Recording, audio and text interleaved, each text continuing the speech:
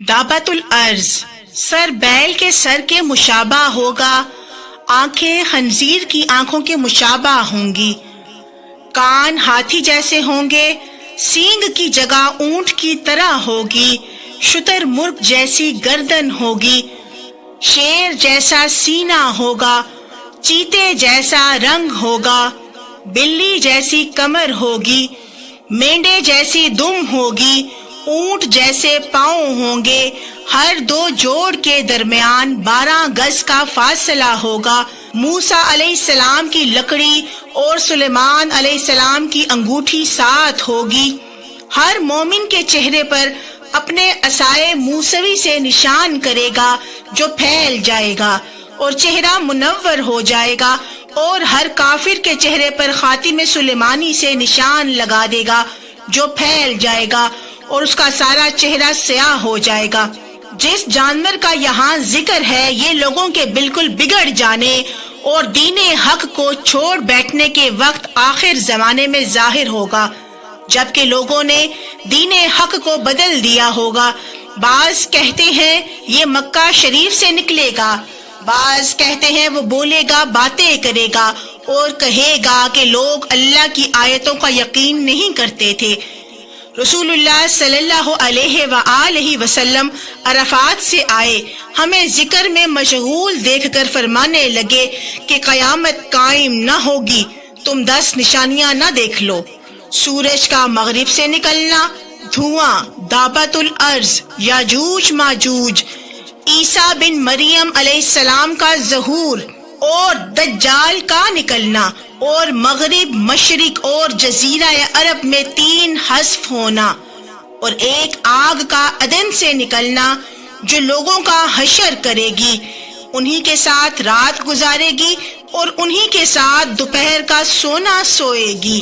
ابو داؤد طیالسی میں ہے کہ دابت الارض 3 مرتبہ نکلے گا، دور دراز کے جنگل سے ظاہر ہوگا اور اس کا ذکر شہر یعنی مکہ تک نہ پہنچے گا، پھر ایک لمبے زمانے کے بعد دوبارہ ظاہر ہوگا اور لوگوں کی زبانوں پر اس کا قصہ چڑھ جائے گا، یہاں تک کہ مکہ میں بھی اس کی شہرت پہنچے گی۔ پھر جب لوگ اللہ کی سب سے زیادہ حرمت و عظمت والی مسجد الحرام میں ہوں گے، اسی وقت اچانک دفتن دابت الارض انہیں وہیں دکھائی دے گا کہ رکن مقام کے درمیان اپنے سر سے مٹی جھاڑ رہا ہوگا، لوگ اس کو دیکھ کر ادھر ادھر ہونے لگیں گے۔ یہ مومنوں کی جماعت کے پاس جائے گا اور ان کے منہ کو مثل روشن ستارے کے منور کر دے گا، اس سے بھاگ کر نہ کوئی بچ سکتا ہے اور نہ چھپ سکتا ہے، یہاں تک کہ ایک شخص اس کو دیکھ کر نماز کو کھڑا ہو جائے گا، یہ اس کو کہے گا اب نماز کو کھڑا ہوا ہے، پھر اس کی پیشانی پر نشان کر دے گا اور چلا جائے گا۔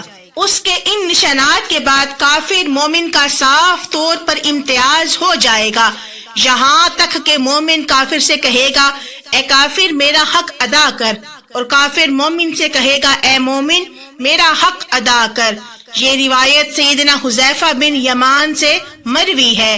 ایک روایت میں ہے کہ یہ عیسیٰ علیہ السلام کے زمانے میں ہوگا جبکہ آپ بیت اللہ شریف کا طواف کر رہے ہوں گے۔ صحیح مسلم میں ہے کہ سب سے پہلے جو نشانی ظاہر ہوگی وہ سورج کا مغرب سے نکلنا اور دابت الارض کا آ جانا ہے، ان دونوں میں جو پہلے ہوگا اس کے بعد ہی دوسری نشانی ظاہر ہوگی۔ صحیح مسلم شریف میں ہے آپ صلی اللہ علیہ وآلہ وسلم نے فرمایا 6 چیزوں کی آمد سے پہلے نیک اعمال کر لو: سورج کا مغرب سے نکلنا، دھوئیں کا آنا، دجال کا آنا اور دابت الارض کا آنا۔ تم میں سے ہر ایک کا خاص امر اور عام امر ہے۔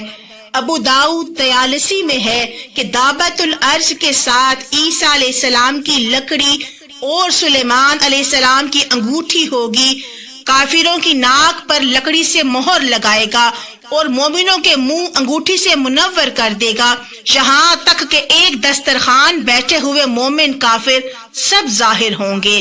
ایک اور حدیث میں جو مسند احمد میں ہے مروی ہے کہ کافروں کے ناک پر انگوٹھی سے مہر کرے گا اور مومنوں کے چہرے لکڑی سے چمکا دے گا۔ ابن ماجہ میں سیدنا ابن بریدہ سے روایت ہے کہ مجھے رسول اللہ صلی اللہ علیہ وآلہ وسلم لے کر مکہ کے پاس ایک جنگل میں گئے. میں نے دیکھا کہ ایک خشک زمین ہے جس کے ارد گرد ریت ہے. فرمانے لگے یہیں سے دابت الارض نکلے گا. سیدنا ابن بریدہ کہتے ہیں کہ اس کے کئی سال بعد میں حج کے لیے نکلا تو مجھے لکڑی دکھائی دی جو میری اس لکڑی کے برابر تھی.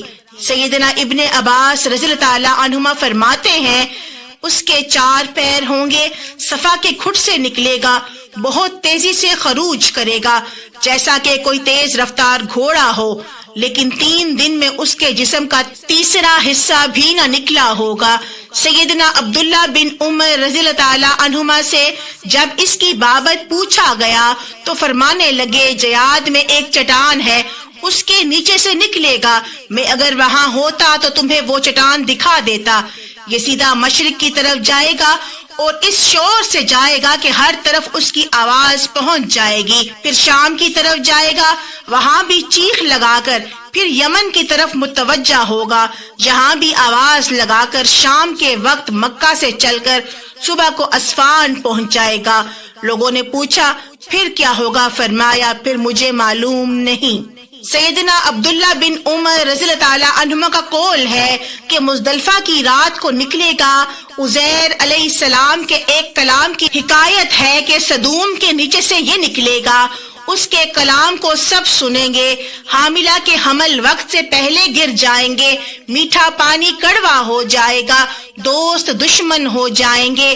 حکمت جل جائے گی. علم اٹھ جائے گا. نیچے کی زمین باتیں کرے گی. انسان کی وہ تمنائیں ہوں گی جو کبھی پوری نہ ہو. ان چیزوں کی کوشش ہوگی جو کبھی حاصل نہ ہو. سیدنا ابو ہریرہ رضی اللہ تعالی عنہما کا قول ہے اس کے جسم پر سب رنگ ہوں گے.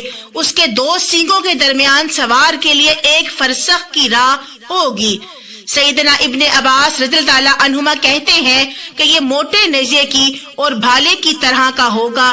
سیدنا علی المرتضی فرماتے ہیں اس کے بال ہوں گے، کھر ہوں گے، داڑھی ہوگی، دم نہ ہوگی. 3 دن میں بمشکل 1/3 باہر آئے گا، حالانکہ تیز گھوڑے کی چال چلتا ہوگا. سیدنا ابو زبیر رضی اللہ تعالی عنہ سے مروی ہے اس کا سر بیل کے سر کے مشابہ ہوگا، آنکھیں خنزیر کی آنکھوں کے مشابہ ہوں گی، کان ہاتھی جیسے ہوں گے، سینگ کی جگہ اونٹ کی طرح ہوگی، شتر مرغ جیسی گردن ہوگی، شیر جیسا سینہ ہوگا، چیتے جیسا رنگ ہوگا، بلی جیسی کمر ہوگی، مینڈے جیسی دم ہوگی، اونٹ جیسے پاؤں ہوں گے. ہر 2 جوڑ کے درمیان 12 گز کا فاصلہ ہوگا. موسیٰ علیہ السلام کی لکڑی اور سلیمان علیہ السلام کی انگوٹھی ساتھ ہوگی. ہر مومن کے چہرے پر اپنے عصائے موسوی سے نشان کرے گا جو پھیل جائے گا اور چہرہ منور ہو جائے گا، اور ہر کافر کے چہرے پر خاتم سلیمانی سے نشانی لگا دے گا جو پھیل جائے گا اور اس کا سارا چہرہ سیاہ ہو جائے گا.